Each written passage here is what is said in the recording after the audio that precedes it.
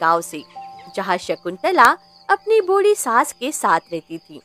शकुंतला का जीवन खुशियों से भरा था, लेकिन 10 साल पहले एक बीमारी ने उसके पति को उससे छीन लिया। तब से शकुंतला ने अपनी सास की सेवा को ही अपना धर्म मान लिया था। बहू, ओ बहू, कहाँ रह गई? देख, सूरज सिर पर आ गया है और मटके में पानी की एक भी बूंद नहीं है। जा, पास वाले तालाब से ताजा पानी भर ला।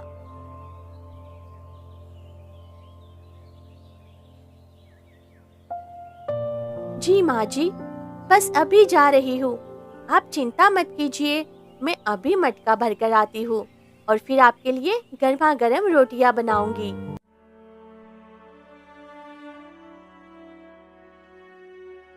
शकुंतला तालाब पर पहुंचती ही थी कि अचानक वहां राज्य के राजकुमार वीरा अपने सैनिकों के साथ शिकार के लिए आए।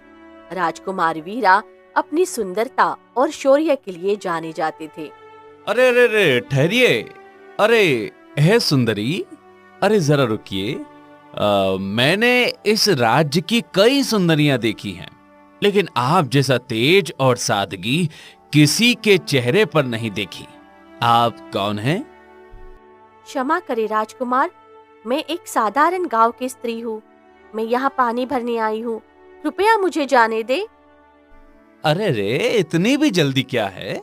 मेरा मन कहता है कि आप किसी साधारण परिवार से नहीं, बल्कि किसी स्वर्ग की अप्सरा हैं। क्या आप जानती हैं कि आपके नैन नक्श किसी को भी मोहित कर सकते हैं? मैं आपसे प्रभावित हूँ। राजकुमार, आप मर्यादा भूल रहे हैं। मैं एक विधवा हूँ। मेरे पति को मरे 10 साल बीत चुके हैं। मैं अपनी सास की सेवा करती हूँ और धर्म के मार्ग पर चलती हूँ। मेरे लिए ये सब बातें पाप के समान है। कृपया दोबारा ऐसा कुछ ना कहे। जीवन बहुत छोटा है शकुंतला। क्या तुम अपनी पूरी जवानी इन तानों और अभावों में बिता दोगी? हाँ? अरे, समाज के नियम इंसानों ने बनाए हैं, लेकिन प्रेम कुदरत का नियम है। जरा सोचो, अगर तुम मेरे साथ महल चलो तो तुम रानियों की तरह रहोगी। मुझे महल नहीं, अपना स्वाभिमान प्यारा है। आप शिकार करने आए हैं, शिकार कीजिए, किसी गरीब की भावनाओं से मत खेलिए। शकुंतला तेज कदमों से वहां से चली जाती है, लेकिन राजकुमार की बातें उसके कानों में गूंजती रहती है। कहते हैं कि बार बार की गई कोशिशें पत्थर को भी पिघला देती है। राजकुमार वीरा रोज उसी तालाब पर आने लगे। उन्होंने अपनी मीठी बातों से शकुंतला को यकीन दिला दिया कि उनका प्रेम सच्चा है।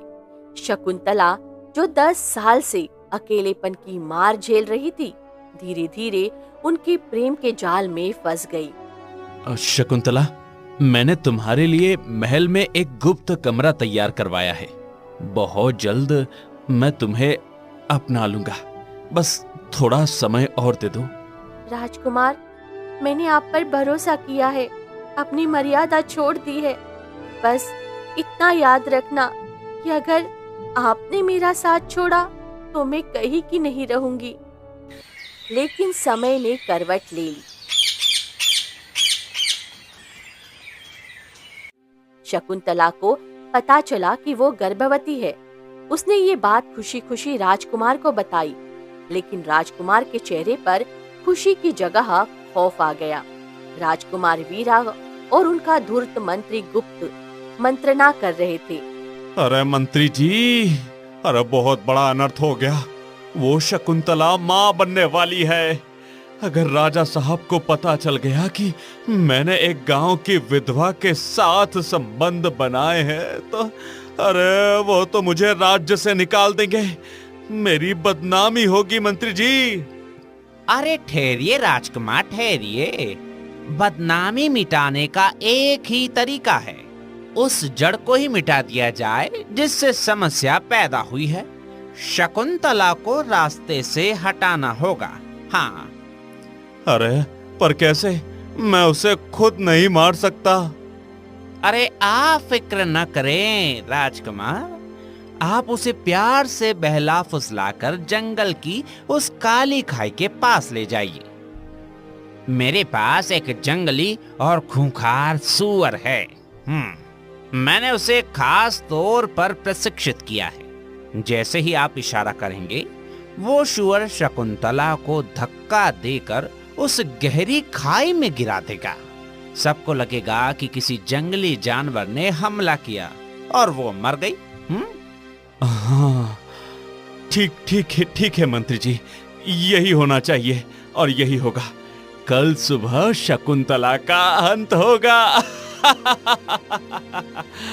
बहुत बढ़िया। फिर अगली सुबह की ठंडी हवा चल रही थी। राजकुमार वीरा शकुंतला को लेकर घाटी के पास आ गया था। राजकुमार, आप आज बड़े शांत हैं। देखिए, हमारा आने वाला बच्चा इस सुंदर प्रकृति की तरह ही मासूम होगा। क्या आपने उसके लिए कोई नाम सोचा है? अरे हाँ शकुंतला, मैंने सब सोच लिया है। उसके लिए एक ऐसी जगह सोची है जहाँ उसे दुनिया की कोई तकलीफ नहीं होगी। बस थोड़ा और आगे चलो, उस खाई के पास से नजारा बहुत सुंदर दिखता है। पर राजकुमार, वो खाई तो बहुत गहरी है, वहाँ जाना ठीक नहीं होगा। मुझे डर लग रहा है।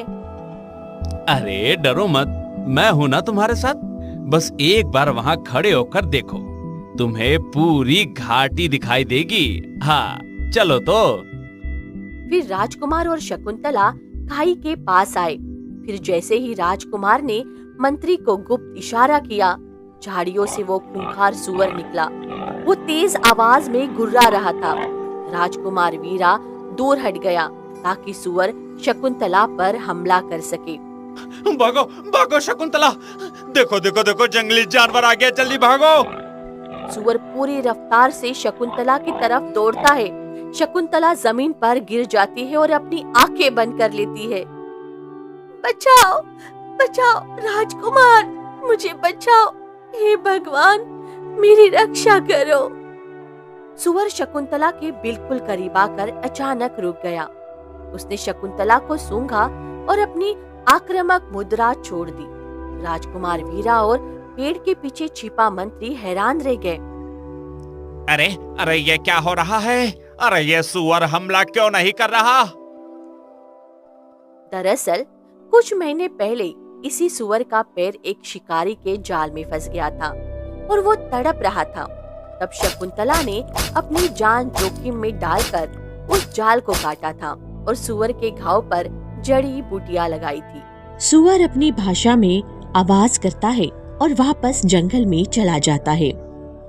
कमबख्त जानवर, तूने मेरा पूरा खेल बिगाड़ दिया।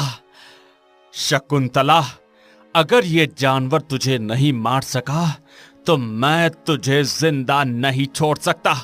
शकुंतला, तुम्हें मरना होगा।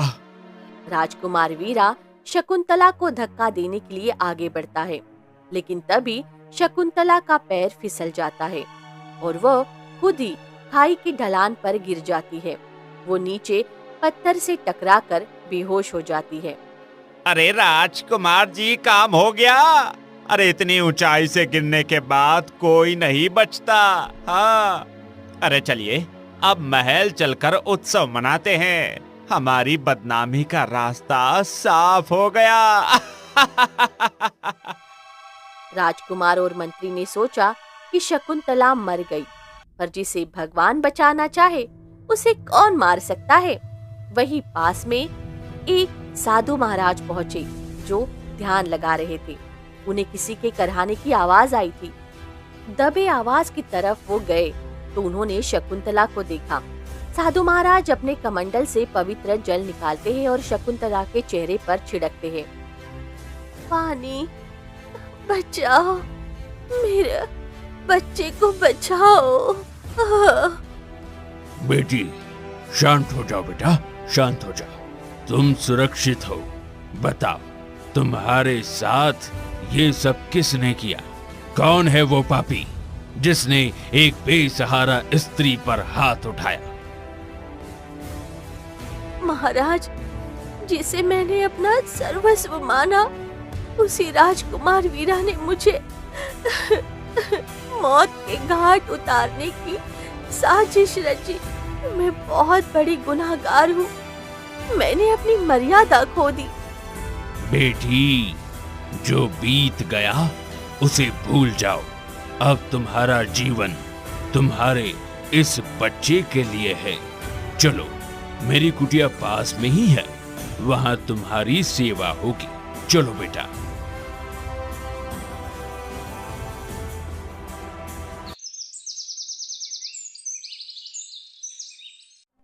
कुछ दिन साधु की कुटिया में बीत गए।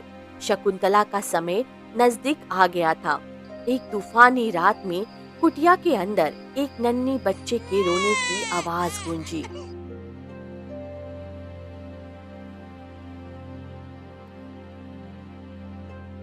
मुबारक हो बेटी, ईश्वरीय चमत्कार हुआ है। तुम्हें एक सुंदर पुत्री प्राप्त हुई है। महाराज, उसे मेरे पास लाइए। मैं उसे एक बार देखना चाहती हूँ। साधु बच्ची को शकुंतला के पास में रखते हैं। शकुंतला की आंखों से आंसू बह रहे हैं। मेरी बच्ची, तू इस दुनिया की सबसे अभागी संतान है। तेरी माँ जा रही है और तेरा बाप ही तेरा दुश्मन है। महाराज, वादा कीजिए कि आप इसका ख्याल रखेंगे, इसे इतना बहादुर बनाना कि ये कभी किसी के आगे ना झुके। बेटी, तुम घबराओ मत, तुम ठीक हो जाओगी। नहीं महाराज, मेरा समय अब पूरा हुआ। इस बच्ची का नाम वन्या रखना, क्योंकि इसका जन्म और रक्षा इस वन ने ही की है। इतना कहते ही शकुंतला का सिर एक तरफ झुक जाता है और वो अपने प्राण त्याग देती है। बच्ची जोर जोर से रोने लगती है। गांव में शकुंतला के गायब होने की खबर फैल गई थी। उसकी सास उसे ढूंढते ढूंढते उसी जंगल में आ पहुंची जहां उसे साधु की कुटिया दिखी। महाराज, क्या आपने यहाँ किसी स्त्री को देखा है? मेरी बहू शकुंतला, वो कई दिनों से लापता है। तुम देर से आई हो माँ। तुम्हारी बहू अब इस संसार में नहीं रही। उसने अभी अभी एक बच्चे को जन्म दिया और उस ईश्वर के पास चली गई।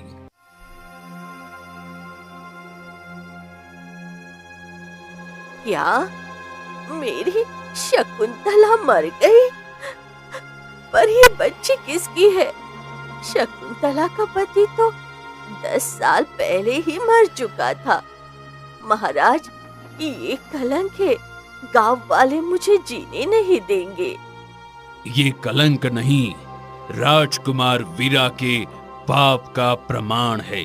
इसे संभालो माँ, यही अब तुम्हारा सहारा है। बुढ़िया ने कांपते हाथों से बच्ची को लिया। उसके मन में ममता तो थी, पर समाज का डर उससे कहीं ज्यादा बड़ा था। फिर वो बच्ची को लेकर वहाँ से चली जाती है। थोड़ी दूर जाकर बुढ़िया एक पेड़ के नीचे रुकती है। मैं तुझे पाल नहीं सकती बेटा, मैं तुझे यही छोड़ रही हूँ। बुढ़िया बच्चों को छोड़कर वहाँ से चली जाती है।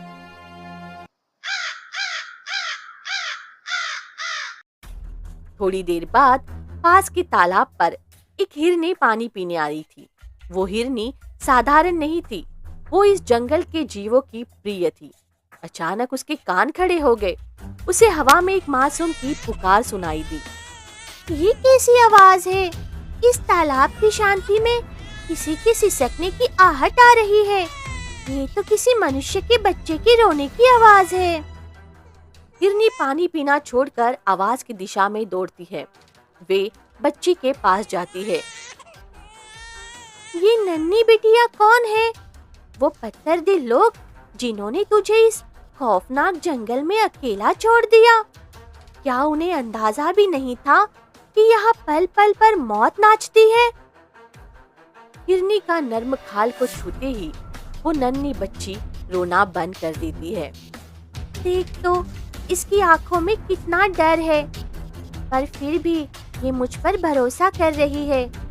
डर मत मेरी गुड़िया, आज से ये हिरनी तेरी माँ है। मैं तेरी हिफाजत अपनी जान से ज्यादा करूंगी।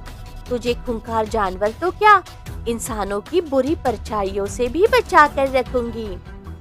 हिरनी ने बड़े ही कोमल तरीके से बच्ची को अपने मुंह में पकड़ा और उसे जंगल के एक सुरक्षित गुफा की ओर ले गई, जहां सूरज की पहली किरण और ठंडी हवा का झोंका उसे सहलाने लगा। समय का पहिया घूमता रहा। वन्या जब 5 साल की हो चुकी थी, वो इंसानों की तरह नहीं बल्कि जंगल की हवाओं की तरह बड़ी हो रही थी। उसके दोस्त कोई इंसान नहीं थे, बल्कि भालू, बंदर और हाथी थे। माँ देखो, मैं आज गज्जू हाथी से भी तेज दौड़ सकती हूँ। धीरे बिटिया, तू इंसानी बच्ची है, संभल कर दौड़, कहीं चोट ना लग जाए। अरे हिरनी बहन, तुम फिक्र क्यों करती हो? वन्या को मैंने पेड़ों पर चढ़ना सिखाया है और चिलमन बंदर ने इसे ऊंची छलांग लगाना। ये जंगल की राजकुमारी है। हाँ माँ, पर मुझे कभी कभी बुरा लगता है। मैं आप जैसी क्यों नहीं दिखती हूँ?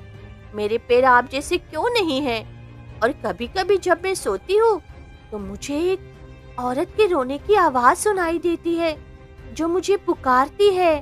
वन्या, तो उस दुनिया की बेटी है जहाँ सिर्फ धोखा और मतलबी है। तेरी असली माँ एक फरिश्ता थी जिसे इंसानों ने मार दिया। पर याद रखना, तू इस वन की शक्ति है। तुझे कमजोर नहीं, फौलाद बनना है। इधर महल में राजकुमार वीरा अब राजा बन चुका था। उसने सब कुछ पा लिया था, धन, दौलत और सत्ता, लेकिन उसकी रातों की नींद उड़ चुकी थी। उसे हर पल शकुंतला का चेहरा याद आता था। मंत्री, ओ मंत्री, अरे इधर आओ। जी महाराज, आज्ञा दीजिए। मंत्री, मुझे डर लग रहा है। क्या तुम्हें यकीन है कि उस दिन वो औरत और उसकी बच्ची खत्म हो गए थे? मुझे ऐसा लगता है जैसे कोई जंगल से मुझे देख रहा है। मुझे हर रात सुनाई देता है कि कोई कह रहा है, मेरा अंत नजदीक है मंत्री जी। अरे महाराज, आप वहम कर रहे हैं। अरे उसे मरे हुए अब सालों बीत गए हैं। अरे उस जंगल में तो परिंदा भी पर नहीं मार सकता, और वो मामूली औरत, अरे भाई वो कैसे बचेगी? आप आराम कीजिए, कल हमें जंगल के उसी हिस्से में शिकार पर जाना है। सुना है वहां एक जादुई लड़की देखी गई है जो जानवरों से बात करती है। हाँ, जादुई लड़की?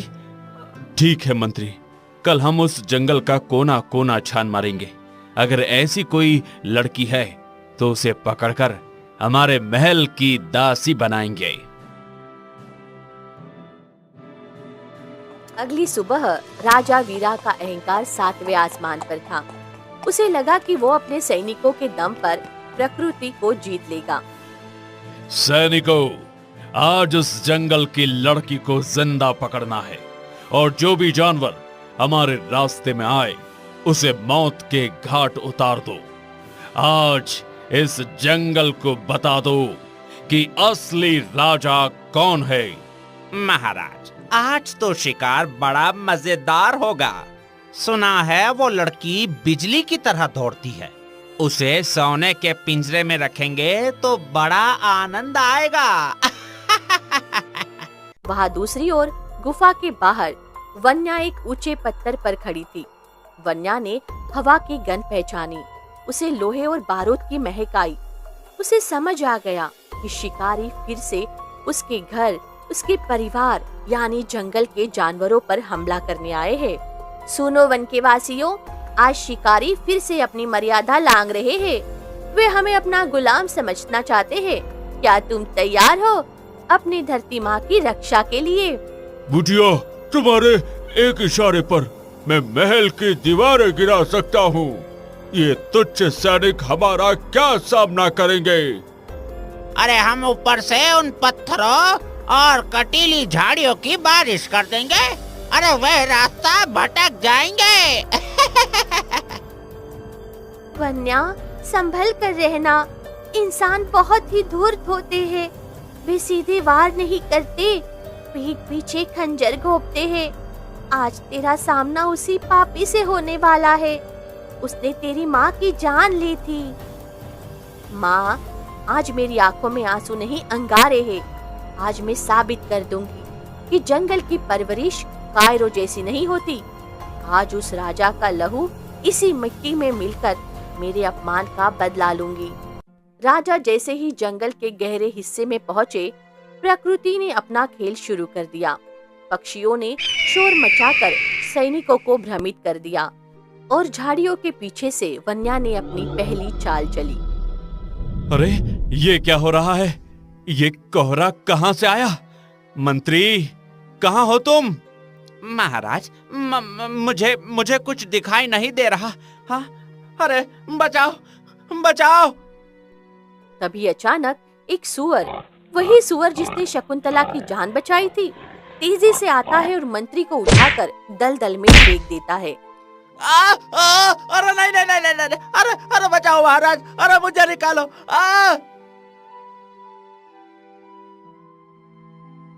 कोई नहीं बचाएगा मंत्री।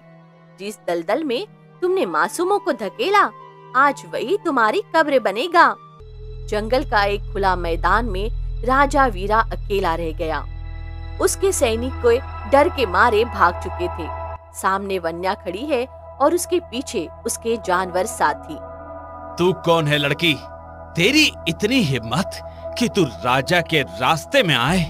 अरे हट जा, वरना तेरा सिर कलम कर दूंगा। हट। राजा, तुम राजा नहीं, एक कायर हो। अपनी आंखों से ये पर्दा हटाओ और देखो। क्या तुम्हें मेरा चेहरा याद नहीं आता? क्या तुम्हें उस बेबस शकुंतला की याद नहीं आती जिसे तुमने मौत के मुंह में धकेला था? शकुंतला? नहीं, ये नाम। तुम कौन हो? मैं उसी शकुंतला की बेटी हूँ जिसे तुमने नाजायज कहा था।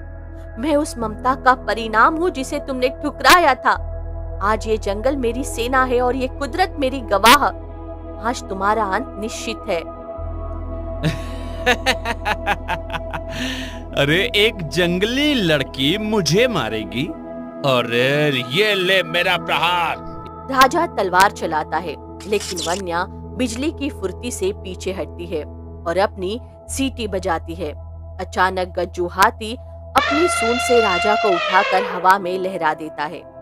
अरे छोड़ दे मुझे माफ कर दो। मैं तुम सबको कुछ दे दूंगा। आधा राज्य तुम्हारा हो जाएगा। मुझे छोड़ दो। राज्य? मुझे तुम्हारा वो महल नहीं चाहिए जो मासूमों के खून पर बना है। मुझे चाहिए न्याय। आज तू उसी खाई से नीचे गिरेगा जहाँ तूने मेरी माँ को गिराया था। वन्या और उसके जंगल के साथी ने राजा वीरा को घसीटते हुए उसी खाई के पास पहुंचाया। वहाँ वही साधु महाराज भी खड़े थे जो अब बहुत ही वृद्ध हो चुके थे। बेटी वन्या, अन्याय का अर्थ केवल मृत्यु नहीं है। इसे इसकी करनी का फल चखने दो।